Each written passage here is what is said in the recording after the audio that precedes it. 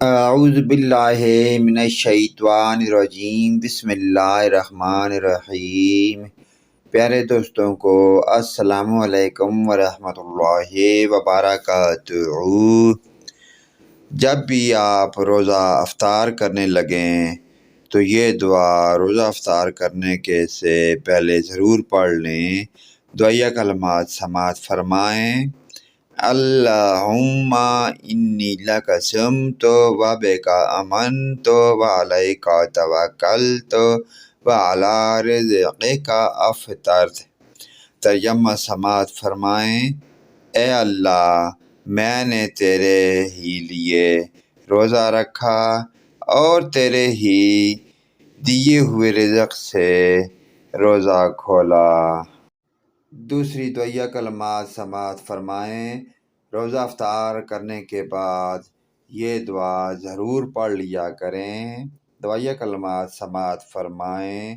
ذہب الظما وابتلی العروق وثبت الاجر انشاءاللہ۔ ذہب الظما وابتلی العروق وثبت الاجر انشاءاللہ۔ ترجمہ سماعت فرمائیں۔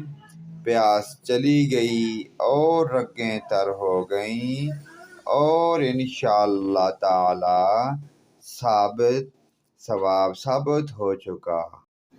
اگر کسی کے یہاں روزہ افطار کریں تو یہ دعا پڑھیں۔